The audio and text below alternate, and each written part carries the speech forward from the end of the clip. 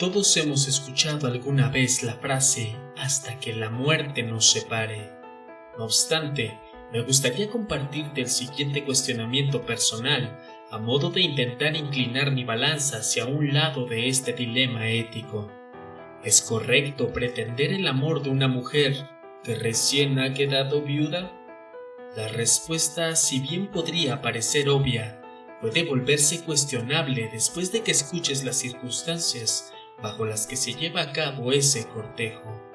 ¿Será acaso que hay amores tan fuertes que logran trascender más allá del plano terrenal? Te invito, pues, a que escuches el siguiente relato de Horacio Quiroga.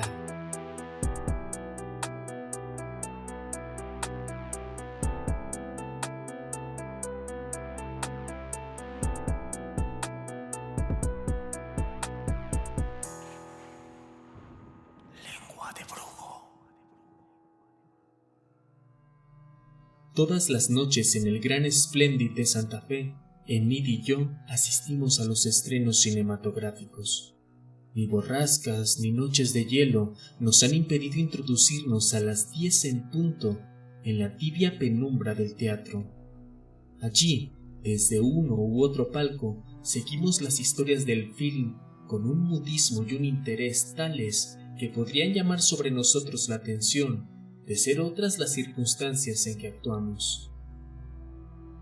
Desde uno u otro palco he dicho, pues su ubicación nos es indiferente, y aunque la misma localidad llegue a faltarnos alguna noche por estar el espléndido en pleno, nos instalamos mudos y atentos siempre a la representación en un palco cualquiera ya ocupado. No estorbamos, creo, o por lo menos de un modo sensible. Desde el fondo del palco o entre la chica del antepecho y el novio adherido a su nuca, Enid y yo, aparte del mundo que nos rodea, somos todo ojos hacia la pantalla. Y si en verdad alguno, con escalofríos de inquietud cuyo origen no alcanza a comprender, vuelve a veces la cabeza para ver lo que no puede, o siente un soplo helado que no se explica en la cálida atmósfera, nuestra presencia de intrusos no es nunca notada. Pues preciso es advertir ahora que Enid y yo estamos muertos. De todas las mujeres que conocí en el mundo vivo, ninguna produjo en mí el efecto que Enid. La impresión fue tan fuerte que la imagen y el recuerdo mismo de todas las mujeres se borró. En mi alma se hizo de noche, donde se alzó un solo astro imperecedero, Enid. La sola posibilidad de que sus ojos llegaran a mirarme sin indiferencia deteníame bruscamente el corazón, y ante la idea de que alguna vez podía ser mía, la mandíbula me temblaba. Enid.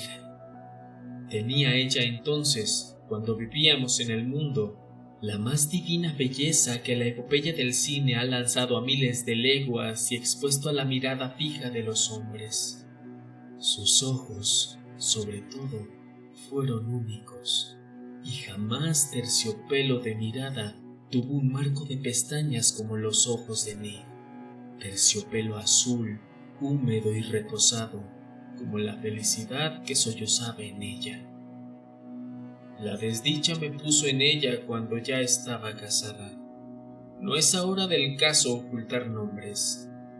Todos recuerdan a Duncan Wyoming, el extraordinario actor que, comenzando su carrera al mismo tiempo que William Hart, tuvo como este y a la par de este las mismas hondas virtudes de interpretación viril. Hart ha dado al cine todo lo que podíamos esperar de él, y es un astro que cae.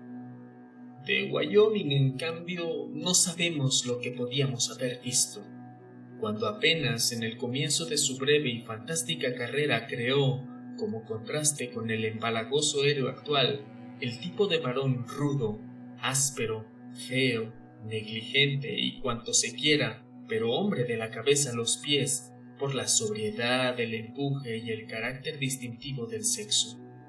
Hart prosiguió actuando y ya lo hemos visto. Wyoming nos fue arrebatado en la flor de la edad, en instantes en que daba fin a 2 cintas extraordinarias, según informes de la empresa, El Páramo y Más allá de lo que se ve.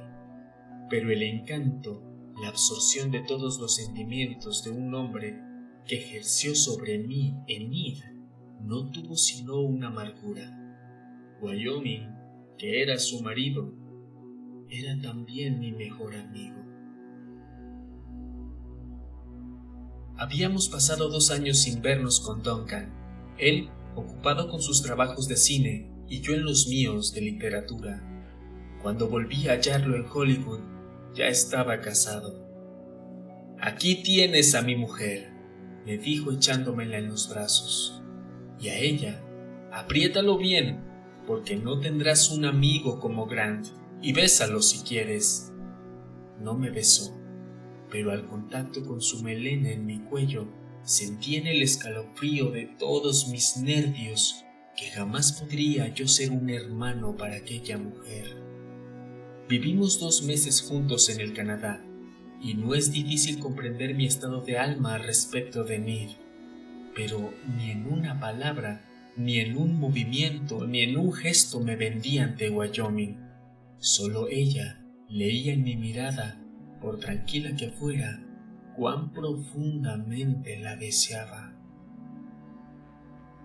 Amor, deseo, una y otra cosa eran en mí gemelas, agudas y mezcladas, porque sí la deseaba con todas las fuerzas de mi alma incorpórea, la adoraba con todo el torrente de mi sangre substancial. Duncan no lo veía. ¿Cómo podría verlo?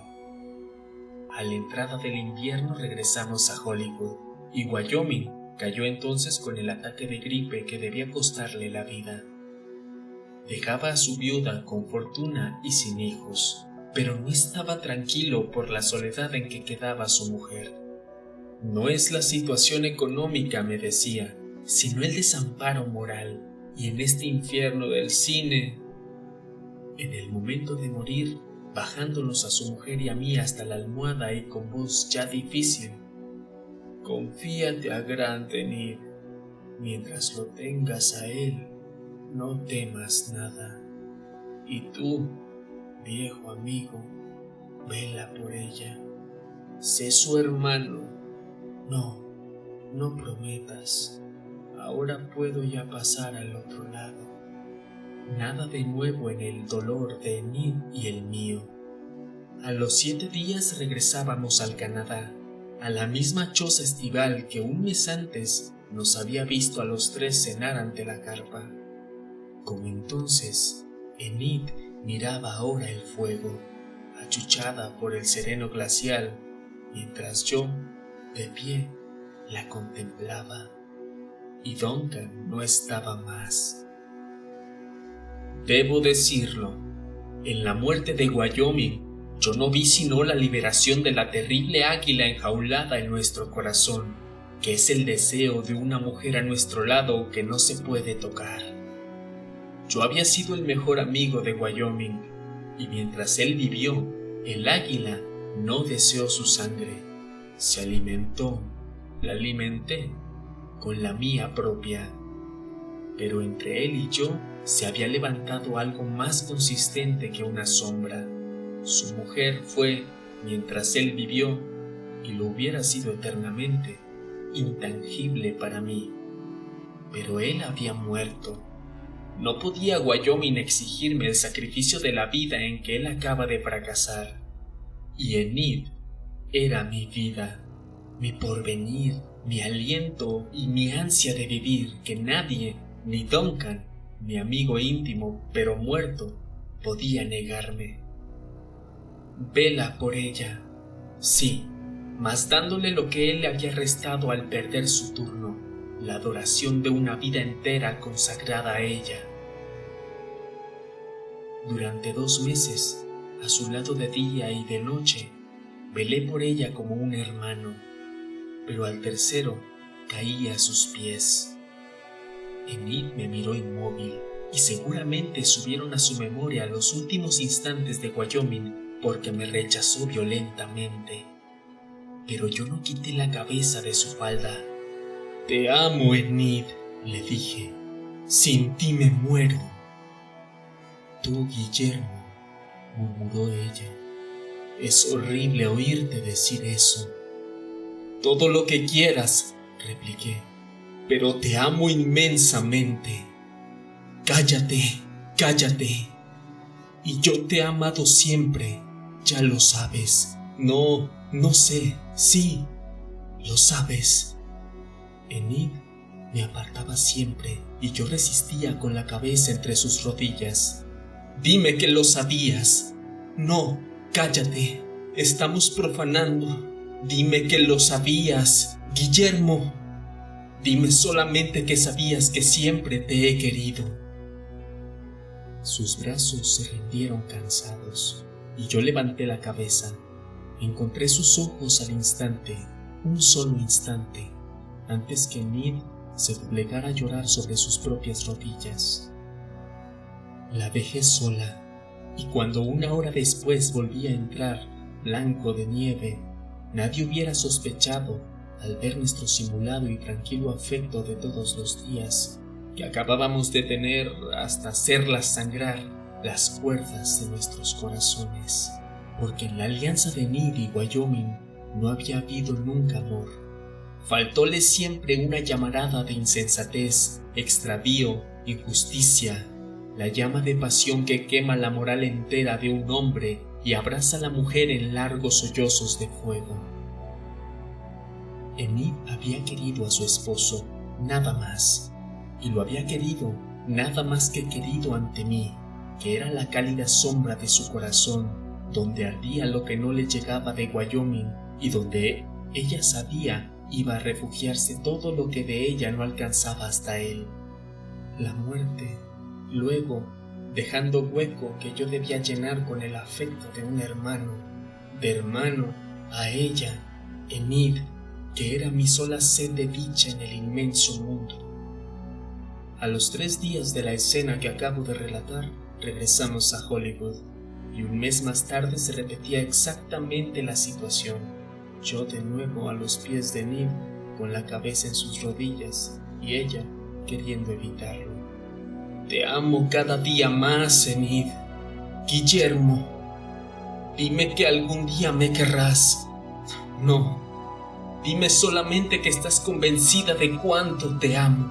No, dímelo. Déjame. ¿No ves que me estás haciendo sufrir de un modo horrible? Y al sentirme temblar mudo sobre el altar de sus rodillas, bruscamente me levantó la cara entre las manos. Pero déjame, te digo, déjame. ¿No ves que también te quiero con toda el alma y que estamos cometiendo un crimen? 4 meses justos, 120 días transcurridos apenas desde la muerte del hombre que ella amó, del amigo que me había interpuesto como un velo protector entre su mujer y un nuevo amor. Abrevio, tan hondo y compenetrado fue el nuestro, que aún hoy me pregunto con asombro qué finalidad absurda pudieron haber tenido nuestras vidas de no habernos encontrado por bajo de los brazos de Wyoming. Una noche, estábamos en Nueva York, me enteré que se pasaba por fin El Páramo, una de las cintas de que he hablado y cuyo estreno se esperaba con ansiedad. Yo también tenía el más vivo interés de verla y se la propuse a Enid. ¿Por qué no? Un largo rato nos miramos, una eternidad de silencio, durante el cual el recuerdo galopó hacia atrás entre derrumbamientos de nieve y caras agónicas. Pero la mirada de Enid era la vida misma, y presto entre el terciopelo húmedo de sus ojos y los míos no me dio sino la dicha convulsiva de adorarnos, y nada más. Fuimos al Metropol y desde la penumbra rojiza del palco vimos aparecer, enorme y con el rostro más blanco que a la hora de morir, a Duncan Wyoming. Sentí temblar bajo mi mano el brazo de Enid. Duncan. Sus mismos gestos eran aquellos. Su misma sonrisa confiada era la de sus labios. Era su misma enérgica figura la que se deslizaba adherida a la pantalla. Y a 20 metros de él, era su misma mujer la que estaba bajo los dedos del amigo íntimo. Mientras la sala estuvo a oscuras, ni Enid ni yo pronunciamos una palabra ni dejamos un instante de mirar. Largas lágrimas rodaban por sus mejillas y me sonreía.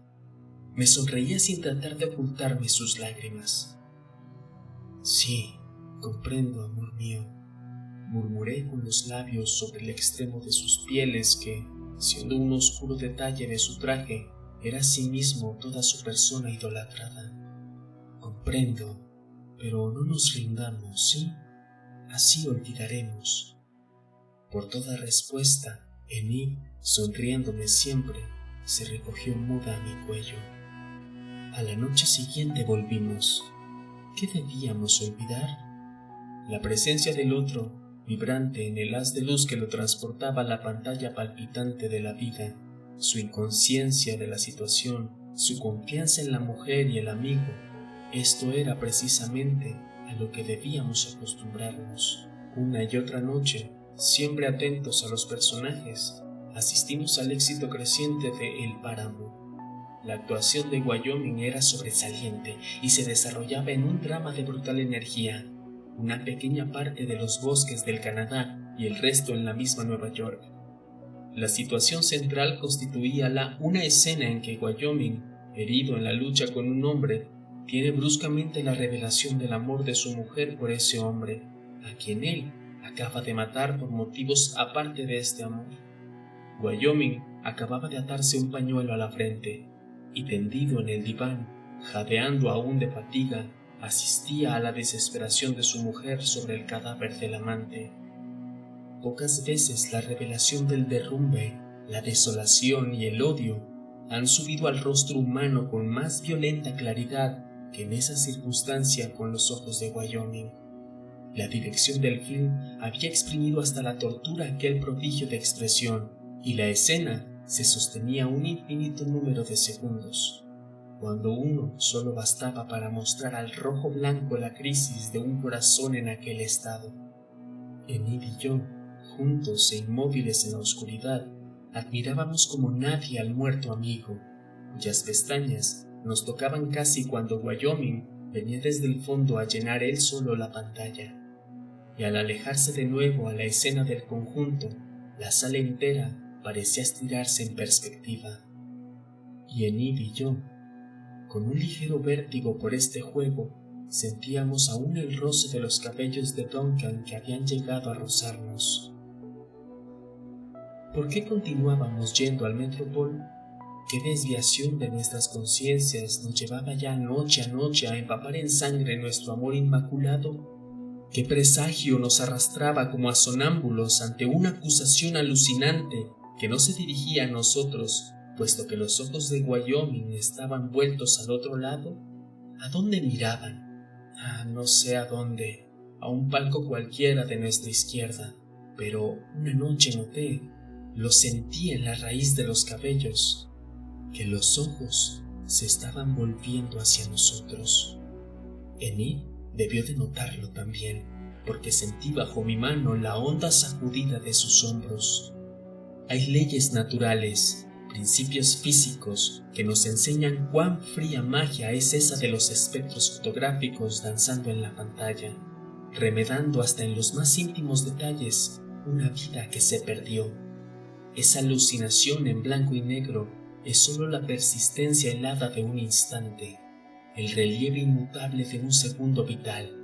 Más fácil nos sería ver a nuestro lado a un muerto que deja la tumba para acompañarnos que percibir el más leve cambio en el rostro lívido de un film. Perfectamente. Pero a despecho de las leyes y los principios, Wyoming nos estaba viendo. Si para la sala El Páramo era una ficción novelesca y Wyoming vivía solo por una ironía de la luz, si no era más que un frente eléctrico de láminas sin costados ni fondo, para nosotros, Wyoming, Enid y yo, la escena filmada vivía flagrante, pero no en la pantalla, sino en un palco, donde nuestro amor sin culpa se transformaba en monstruosa infidelidad ante el marido vivo. ¿Farsa del actor? ¿Odio fingido por Duncan ante aquel cuadro de El Páramo?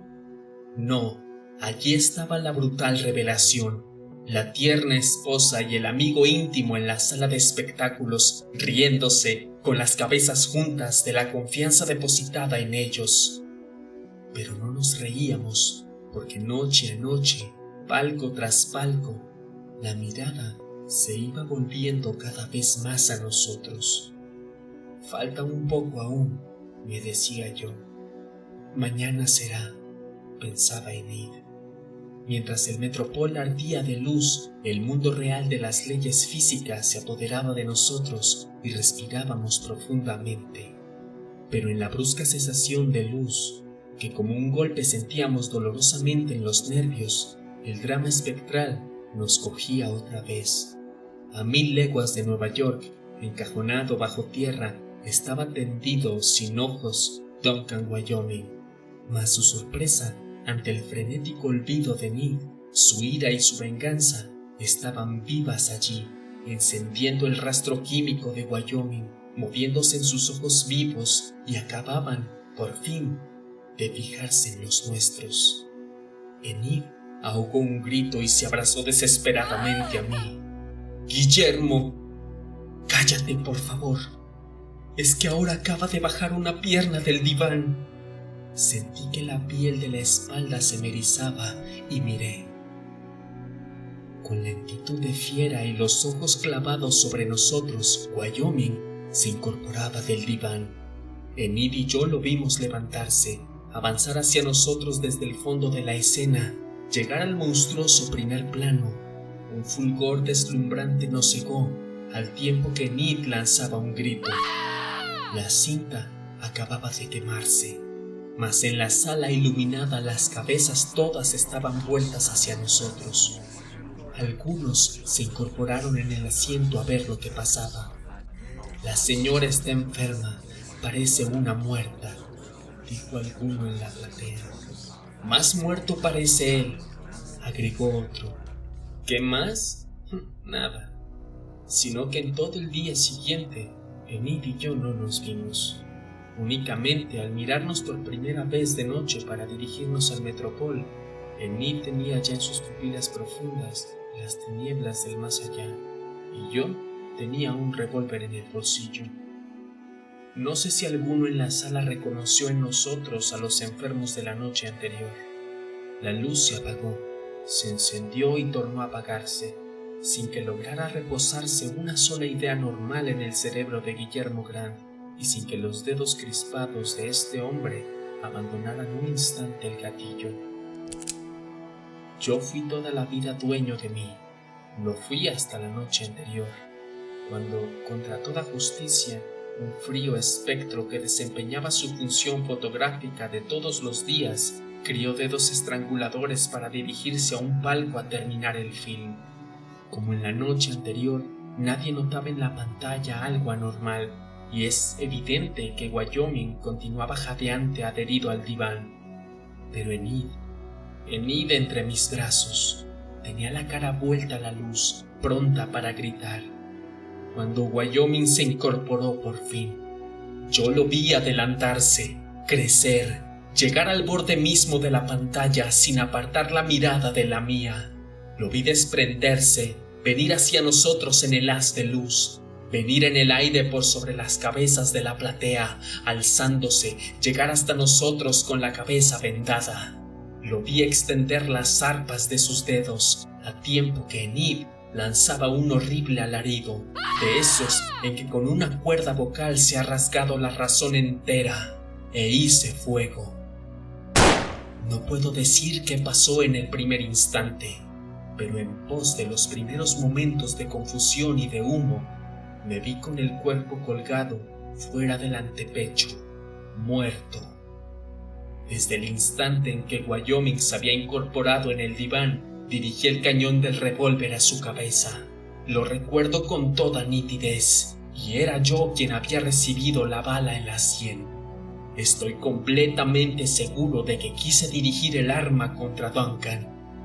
Solamente que, creyendo apuntar contra el asesino, en realidad apuntaba contra mí mismo. Fue un error. una simple equivocación, nada más, pero me costó la vida.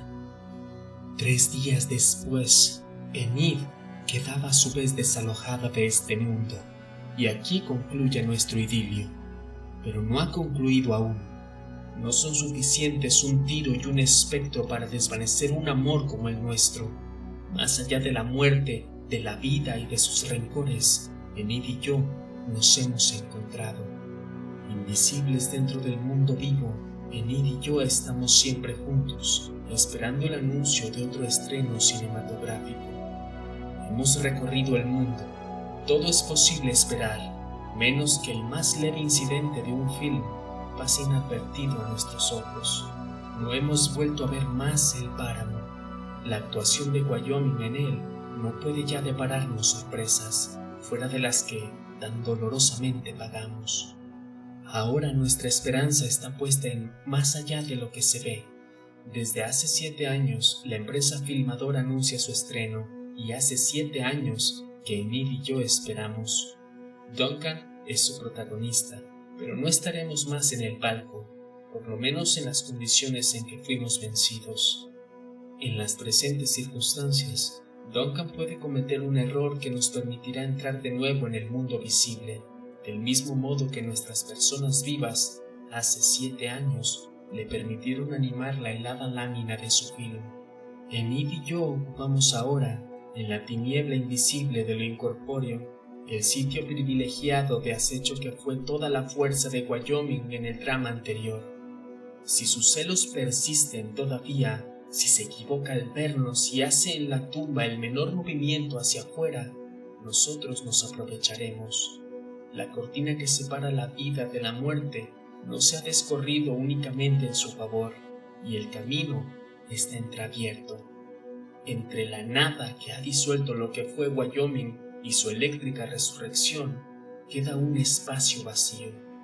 Al más leve movimiento que efectúe el actor apenas se desprenda de la pantalla, Enid y yo nos deslizaremos como por una fisura en el tenebroso corredor. Pero no seguiremos el camino hacia el sepulcro de Wyoming. Iremos hacia la vida, entraremos en ella de nuevo, y es el mundo cálido del que estamos expulsados, el amor tangible y vibrante de cada sentido humano, lo que nos depara entonces a Enid y a mí. Dentro de un mes o un año, ella llegará. Solo nos inquieta la posibilidad de que, más allá de lo que se ve, se estrene bajo otro nombre, como ya es costumbre en esta ciudad. Para evitarlo, no perdemos un estreno. Noche a noche, entramos a las 10 en punto en el Gran Splendid, donde nos instalamos en un palco vacío o ya ocupado, indiferentemente.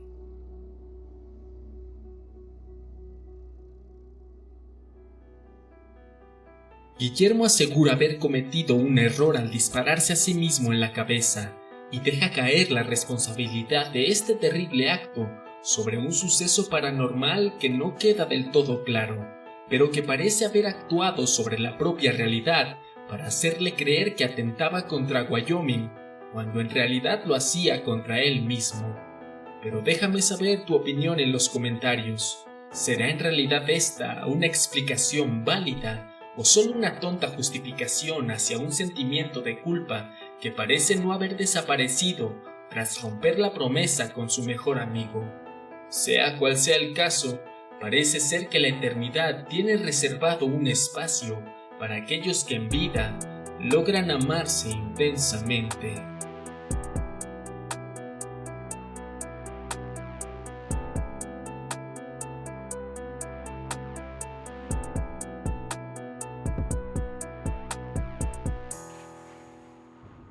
Lengua de brujo.